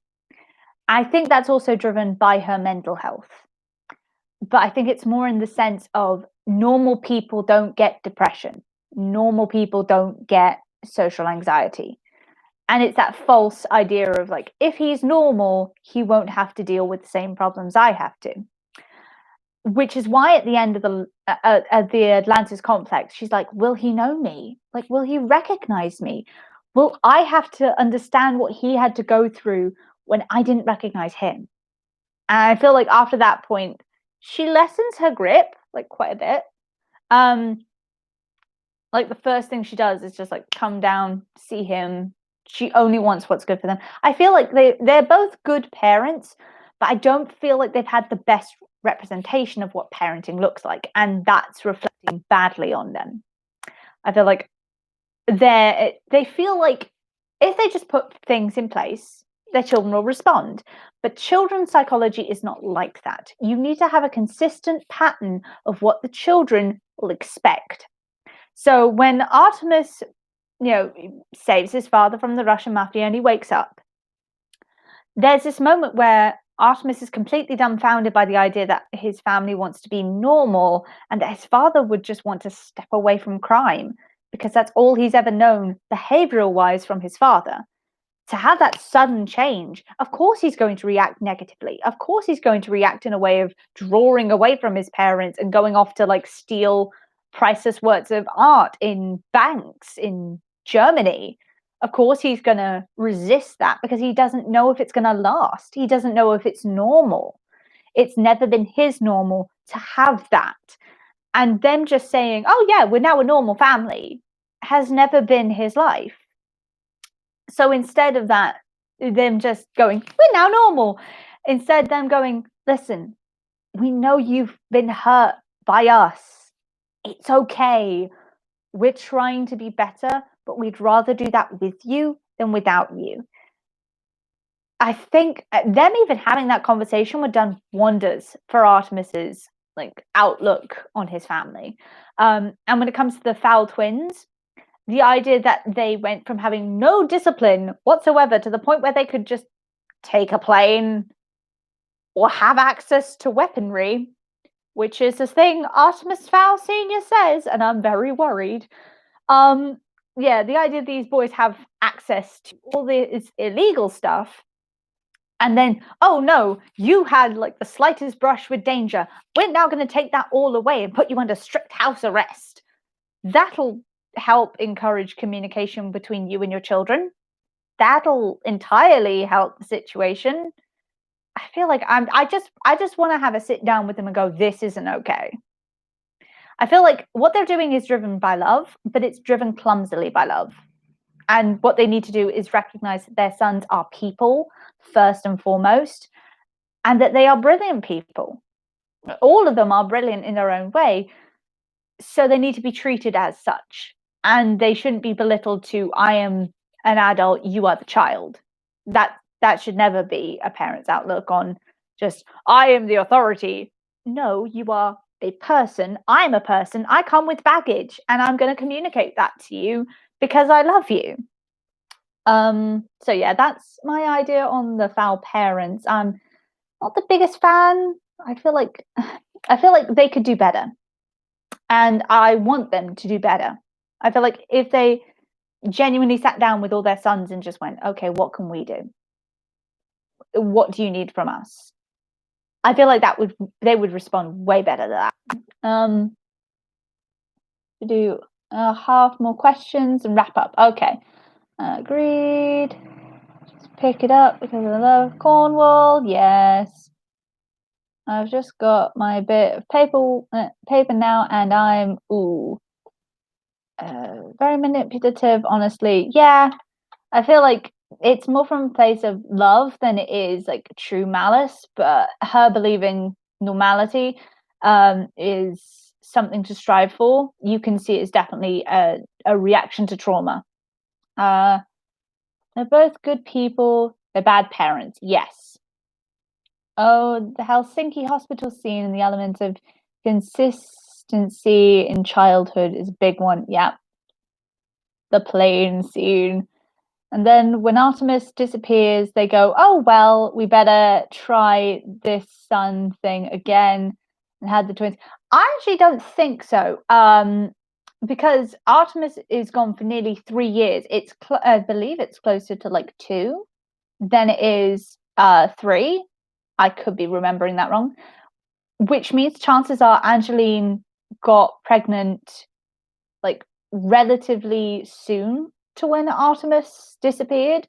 I don't think that's due to like them going, well, we better try again. I think that might be due to the fact that she was pregnant when he disappeared and she didn't realize it, because sometimes it takes a while for a woman to notice that she's pregnant.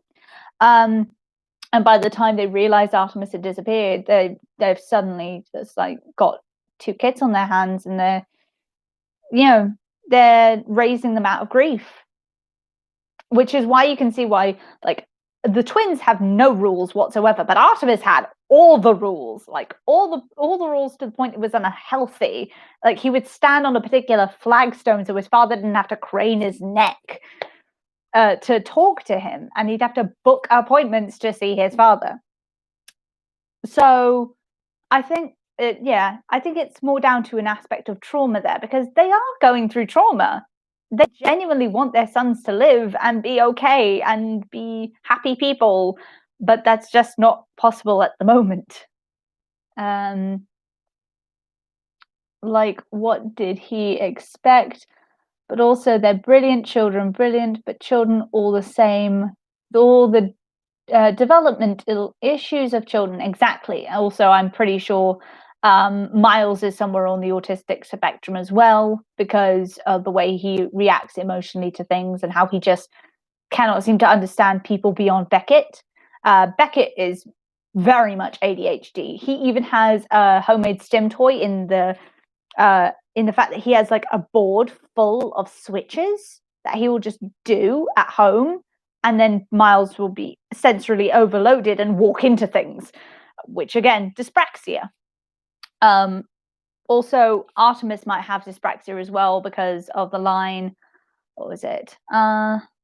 Yeah, he hadn't lifted anything larger than his phone in a few months, and it's very difficult for people with dyspraxia to lift objects for much longer than a few minutes. Even this half-filled cup of tea, my arm is beginning to not be okay, because we're just not built for long lifting times. Lifting anything bigger than my phone for long periods of time, it becomes really uncomfortable.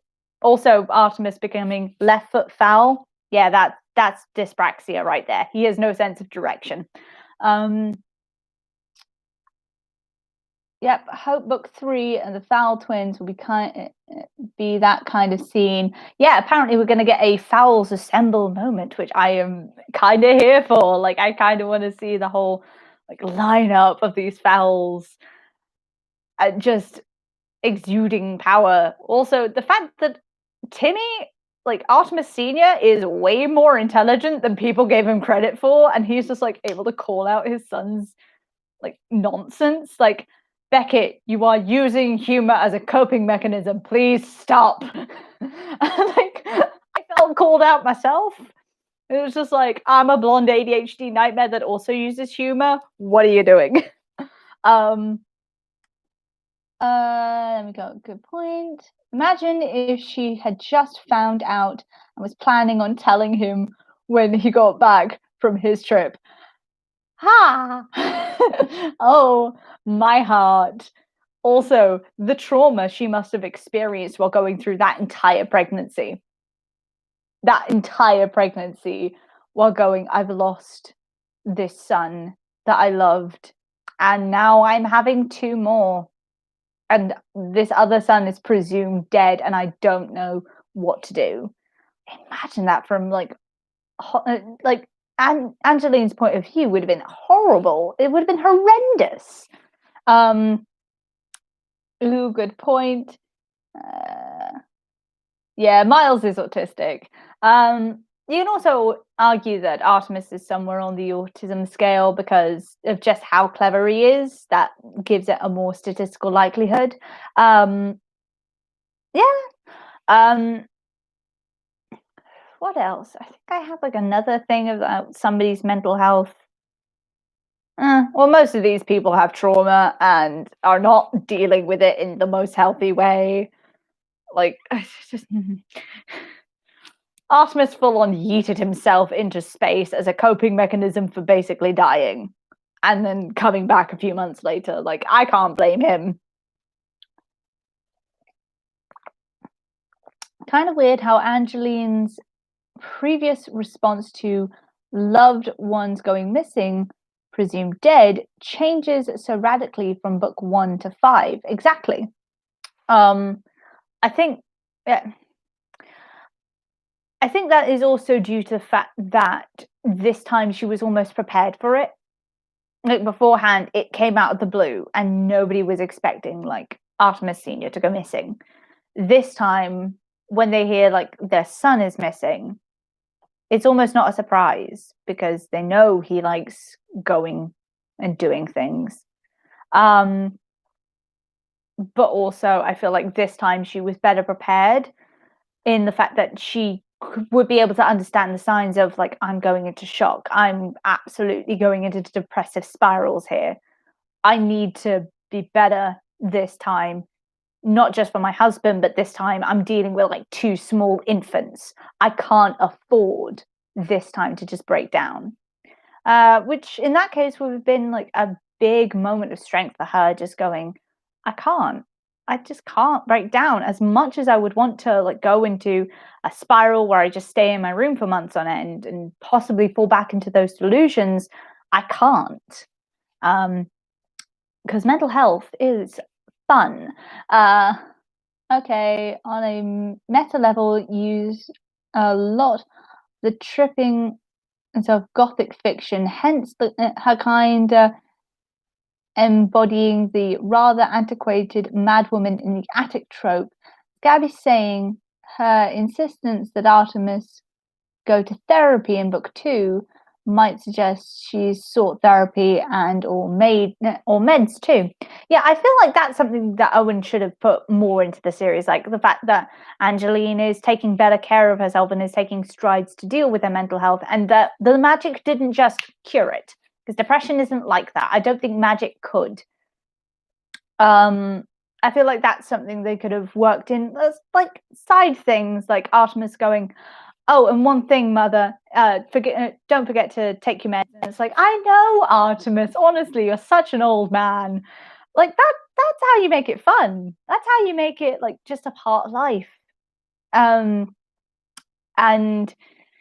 yes, I feel like that also in the first Fowl Twins book, they mentioned briefly that Angeline goes out and gets a mental health doctorate to try and understand her own mental health, which I feel like is brilliant. I feel like, and like the fact that Artemis Senior goes along with her, I could just imagine him with like pom poms, being an absolute cheerleader, going, "That's my wife." I feel like that would be adorable, and I definitely want to see more of that. One thing I like was how Angeline's mental health wasn't entirely forgotten in the Fowl Twins. I just remember something about her employing methods to deal with her depressive episodes. That's more around Beckett's manicness, and again, why I'm so frustrated. He doesn't have a diagnosis for his ADHD, because in all rights, this kid should have a diagnosis. This boy has manic behavior. He has no perception of danger. And honestly, it's becoming dangerous for him not to have a diagnosis. Like, he has 2 genii brothers. He has one mental health professional as a mother. And whatever the hell Artemis Senior is bringing to the table by this point, how has no one in this brilliant family realized that this kid has ADHD? When are we going to get a diagnosis? Please, please, give me. Plus, I think Colfer might have thought having her condition be the same in book 5 and 6 might not have fit with the more light tone in the later books. Yeah, but depression is just one of those things that just exists in the background. I've forgotten Lottie. Second, yet obviously I think it could have been better, but I liked the mention. Always room for improvement. Yeah, essentially, that's all you can do as a writer. You can just move with the times. Are there any other questions, or shall we wrap this up soon? Might have to leave. My jaw is no longer hurting. Good for you. Healing powers of Gabby and the chat. Oh, I like that. Juliet will come in and say, wait, you didn't know Beckett had ADHD? Oh, I like that. Yeah. One thing I didn't appreciate in the second Fowl Twins book is this idea that the Fowls were always entangled in fairy escapades. Like, that's just the movie trying to insert itself more and more into the books, and I'm not here for it. Yeah, just the idea of, I lost family members to this fight for the fairies. When was this ever mentioned before? Owen, please find some consistency somewhere. Um, uh,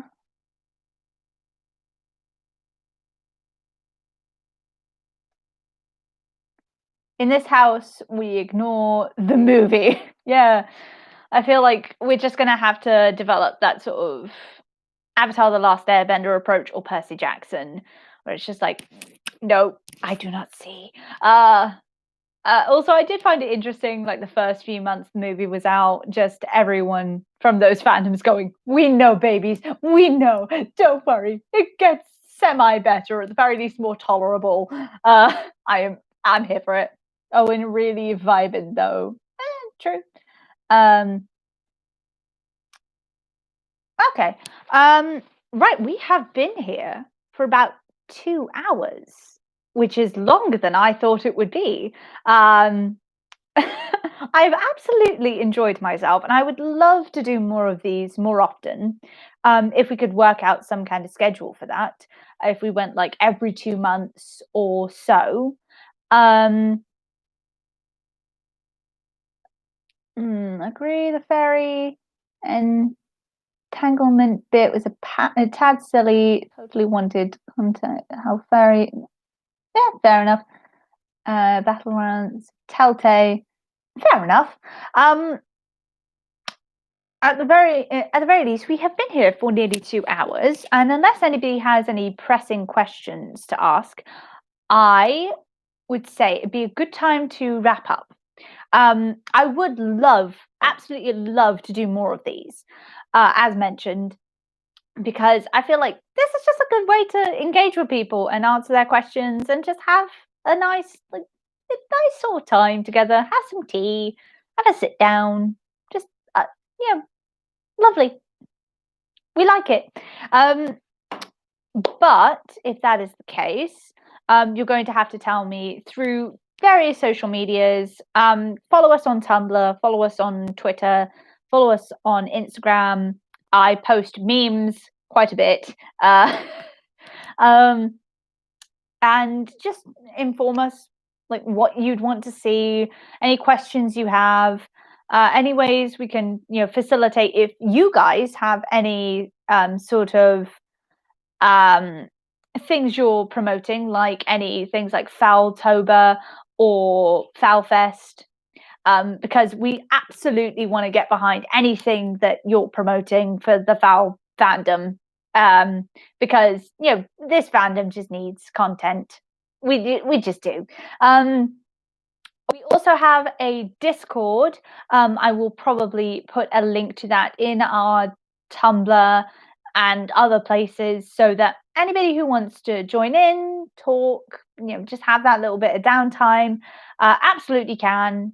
Um, Writers Room, Q&A in the future. Yeah, that'd be great. That'd be absolutely wonderful. I'd love to have like more of you guys in to talk about how you found the project, what you'd like to say about it, future things that you'd want to do with it. Shout out to me making Faltober poster and then not having time to draw. Oh, hun. Oh. But essentially, that is us done for the evening. I have absolutely loved this. Thank you for letting me natter at you for 2 hours. Oh, look, how have you put up with me for this long? I don't know. But I am very glad that you did. Gabby, can artists who did work on each episode share those posts? I will have to talk with them because I kind of want to keep those back for the moment so that we can release them with the episodes, but they absolutely have rights to their own work. If they want to desperately put things out, they can talk to me about it. I wouldn't mind. But yeah, if they just wanted to let me know about that, that'd be great. This has been wonderful live stream. Thank you. Also, I love your memes. The headers. Oh. Okay, check in with those artists. Yeah, you're gonna love the artists we got. They're absolutely just fantastic. Right, in that case, I will see about ending the stream. I'm very hoping all of this has like recorded and we're able to just put it up immediately on the thing. Good night. Thank you. All the art looks amazing so far. Bye. Right. Could somebody from my writer's room please advise me on what to do now? She time to draw. Hee hee. Ooh, we like. Zoe, help.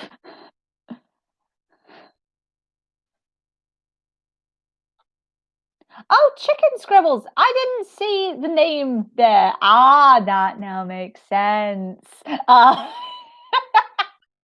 As one of the people we've got doing the art. Stream now. Basic info. Stop streaming. All I see is an end stream button. Like I said to all of you, on a scale of like Foley to Butler, I'm mulch. I'm someone's grandma that totally got lost. Oh, forgot to mention I'm Zoom on Tumblr. Zoom, do I recognize that name? Oh, God.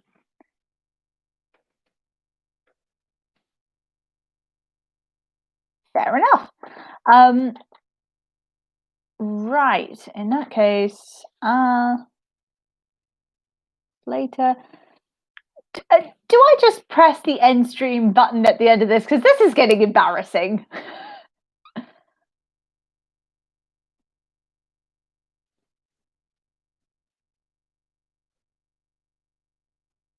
Right. Bye, everyone. Bye-bye. Are you sure you want to end stream? Yes.